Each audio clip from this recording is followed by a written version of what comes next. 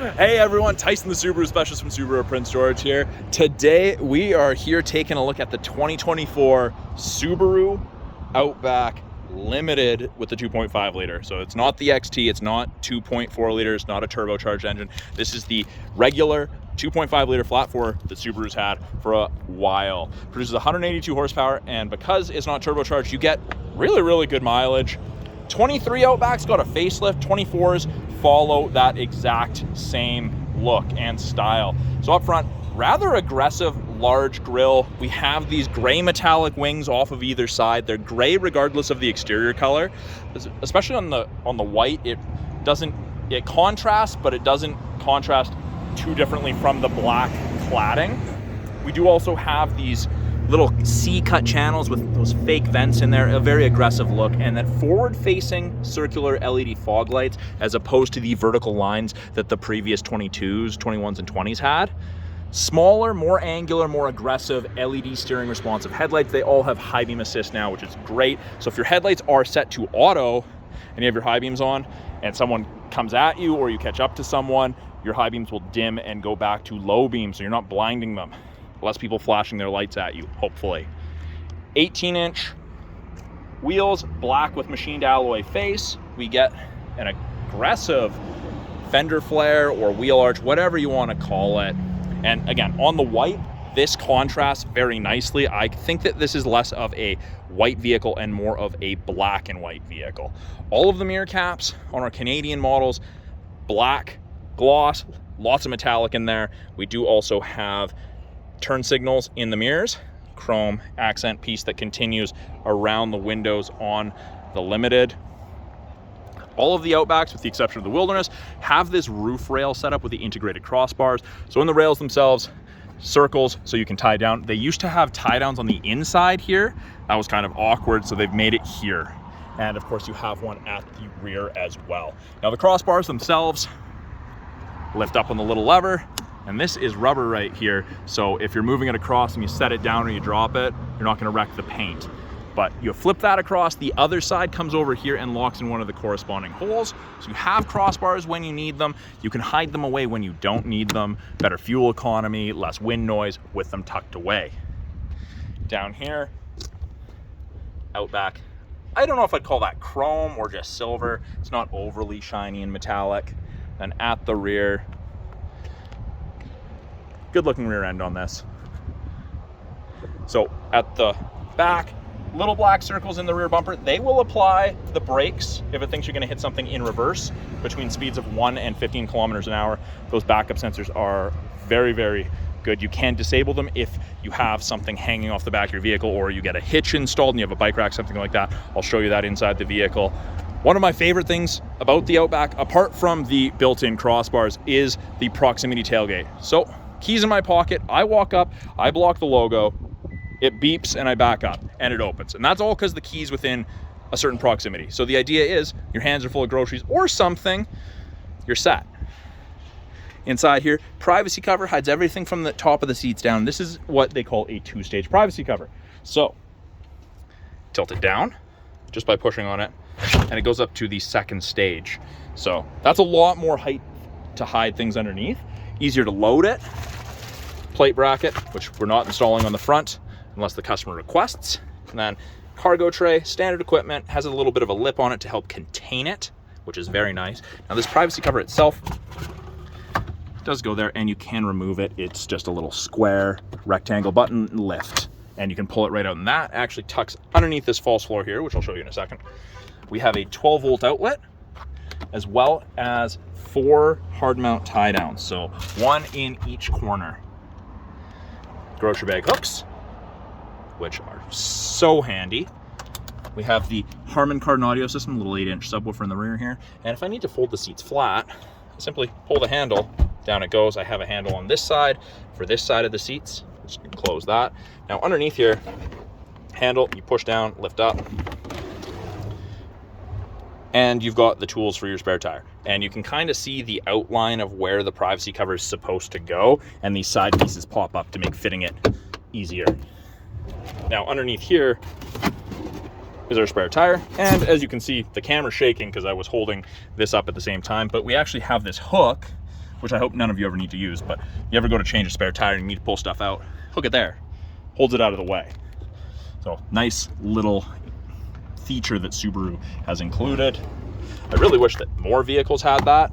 Not that you should be buying a vehicle with the intention of having to change a tire, but it is something that could happen. LED cargo light, you can turn it off, or it's set to door, so that'll turn on anytime you open the hatch. Now we can close it, we can close and lock it, we can pull down manually, I can close it from the driver's seat, or I can do it from the key fob by pressing the third button down, pressing and holding. But let's do the lock. So essentially the idea is, it locks everything, closes, and gives me an indication that it's locked. So you don't have to pull your keys out of your purse, your pocket, your backpack, your bag, whatever, and walk back up front and lock it, or pull them out and do that from the fob.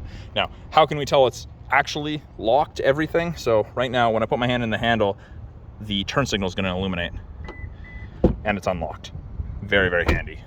Great feature. Now, Subaru logo is unlocked. Once does driver, twice does everything.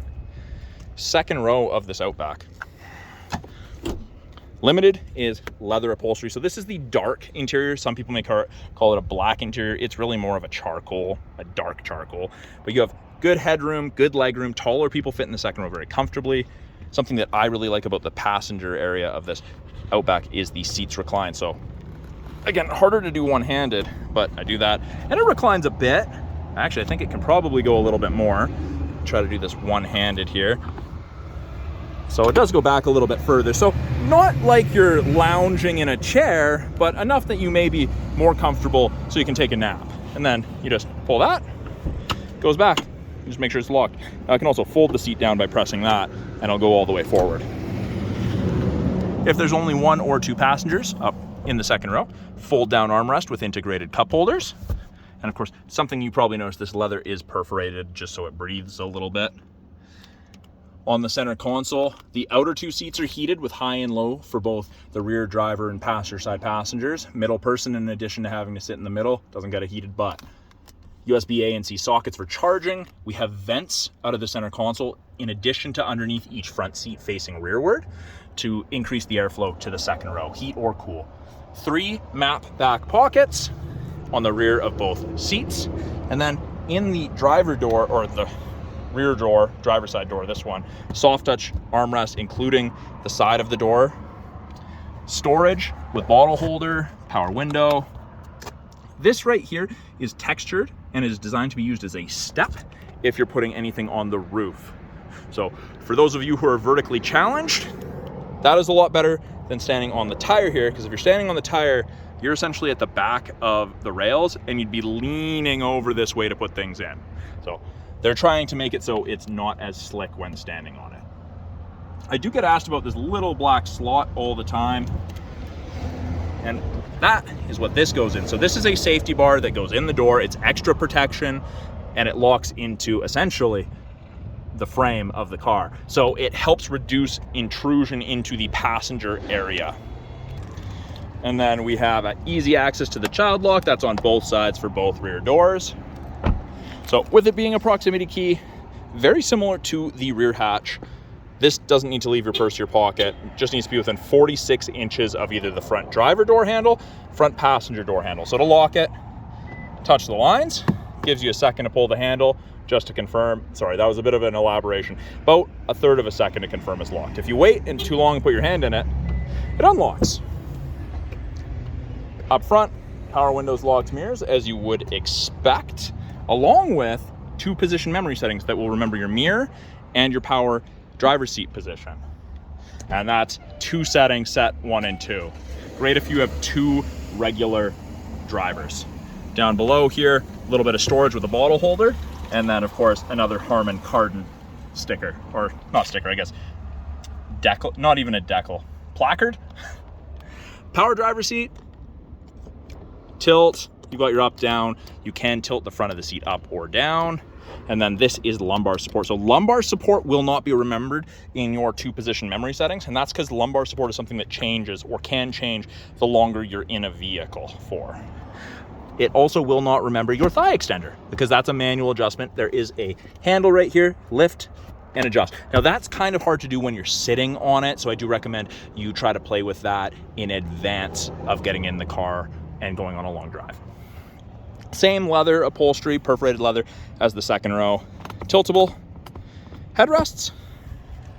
And then on the inside here, by the driver's left knee, we have the ability to open the rear hatch. It's a press and hold. I employ a 3-2-1 rule. So you press and hold 3 seconds on the key fob, 2 seconds on here, or 1 click on the hatch itself. Scroll wheel for the brightness of the gauges, and that turns off the sensor for the proximity on the rear hatch. So if you don't want to be able to open the hatch via proximity just by blocking the logo, press it in. If you can't see the little white strip, which is hard to see unless you've got your head tilted down anyways, deactive, active if you can see the white strip. Above that, we have this nice little leather finisher, and it kind of continues because this is all soft touch on the door. And we get on to the inside here. So foot on the brake. Everything comes to life. We've got LEDs up there. Don't know if the camera caught them, but it does put some LEDs up there, and I'm actually going to shut it off and show you that again. So those LEDs are part of the EyeSight system, and they indicate different things. We have blind spot detection on either side mirror, and it will illuminate like so here when someone's in your blind spot on the corresponding side. Illuminates orange. So it doesn't eliminate shoulder checking, and the visibility is actually very, very good. The windows are very large. You've got a lot of space. Visibility is great, but blind spot is a great enhancement. You sleep funny on your neck, you can't turn your shoulder quite as far. It's a huge benefit for that. Steering wheel looks very, very busy initially. It's easy after you get a little bit of practice in it.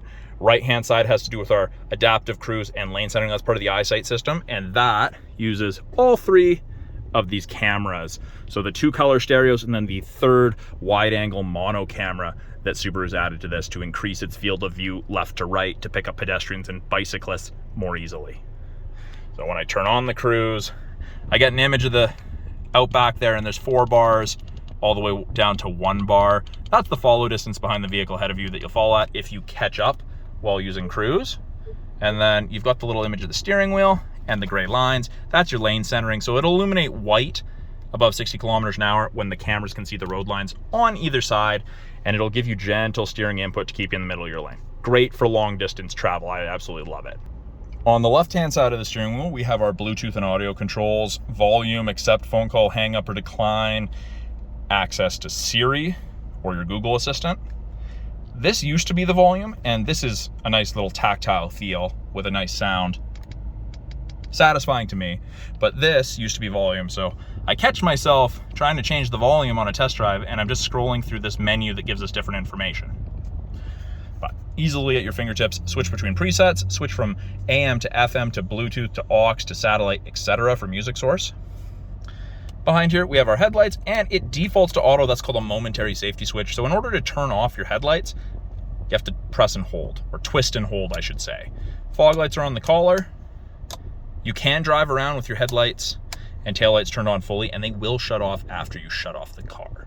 So I recommend this for impaired visibility, fog, sleet, anything like that, because those don't necessarily indicate that it's dark out, and the light sensor, which is right there, won't necessarily determine it's dark enough to turn on your headlights and taillights. So that is something that I drive with turned on from about the end of September to the middle of March. So better visibility for you and everyone else on the road.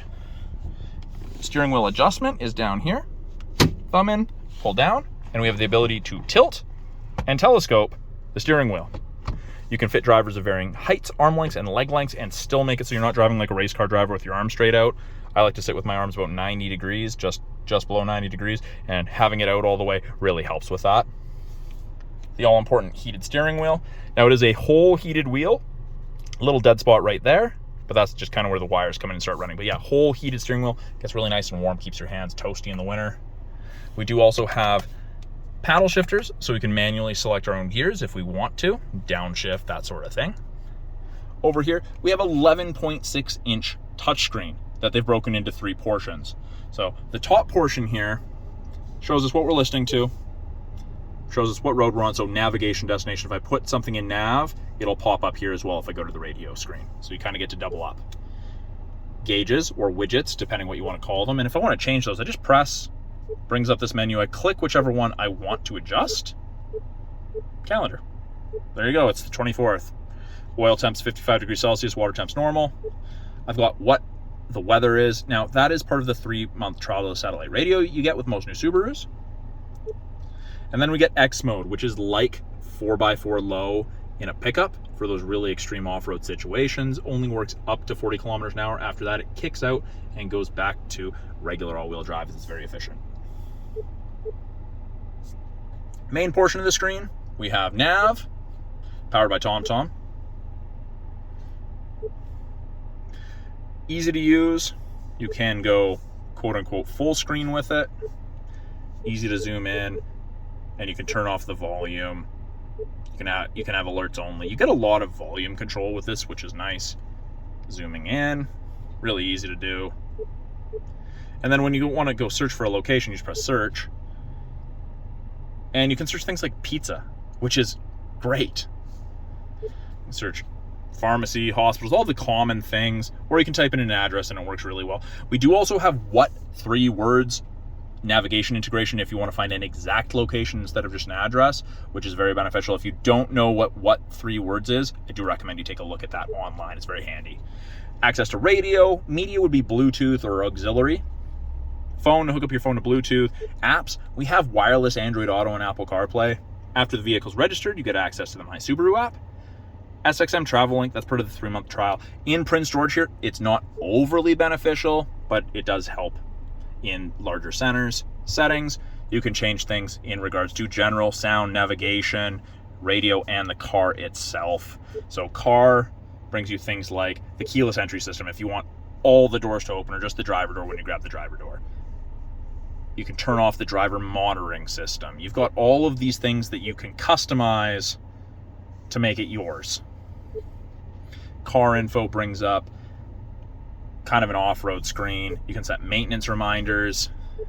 And below that, we have access to vehicle control, driving assistance, and more settings. You can deactivate the start-stop. It does default to on when you cycle the ignition. The envelope or the Monopoly houses the home. You can hook up to 5 phones in total, and you can set different driver profiles. Lower third of the screen, portion of the screen, I guess, not really a third, climate controls. It's dual zone. I do have physical buttons on either side, and I can adjust it, or I can press here and I can go around and click, or I can click and drag. And it is easy to sync it back to just driver control. It's simple as that. Control where you want your airflow being directed. If you want to recirc AC, max AC, and then fan strength buttons, really nice big buttons. Heated seats, 3 stages for both the driver and passenger. And to turn them off, you can either click down or press and hold, and it shuts it off. No matter what you're at. If you're at 3, press and hold, shuts off. Very easy to use. We have our front defrost, and we have our heated mirrors, back window, and area of the windshield where the wipers sit. I did mention driver focus. That's this little screen right here that you may have noticed there was a little red light there. That's scanning my face, seeing if I'm distracted. So it's looking at your eyes, it's looking at your cheekbones, it's looking at the profile of your face. It'll also tell you if you're drowsy. You can do your memory settings based off that too. It's a pretty cool system. Below that, wireless phone charger. Light is white when it's ready to accept something to charge, blue when it's charging. USB A and C sockets along with aux. Park brake. Automatic transmission with manual mode. We have 2 cup holders, one with a drink raiser, one without. These are very, very deep cup holders. And then up top, my favorite feature ever in any vehicle, auto dimming rear view mirror. There's no switch to flick to dim it. It just automatically dims. Your side mirrors are also auto dimming. And we can hook up to 3 separate garage doors to your mirror, so you don't have to carry a bulky door opener with you. Above that, we've got our sunglasses storage. We've got SOS and concierge. That's part of the 3-year trial to the connected services you get with most new Subarus. Sunroof control, and it is just a regular tilt and slide sunroof. And then on the sun visors, we do have card holders, vanity mirrors with lights, and this entire visor can be slid if the sun's directly at your left or right. Easy to connect that back as well. So that is a quick look at the 2024 Subaru Outback Limited with EyeSight with the 2.5. If you guys have any questions about this Outback, any of the Outbacks in our lineup, any of the cars in general, please don't hesitate to reach out. Put them in the comments below, anything that you want to see in a future video, or you have asked about this question, about this vehicle, or any of the vehicles in our lineup. I'm Tyson, the Subaru specialist from Subaru Prince George. If you guys are in British Columbia looking for a car, please reach out. I'd be more than happy to help you. Generally, our wait times are significantly less than some of the bigger stores out there. So I do look forward to hearing from you. Thanks for watching. We'll talk soon.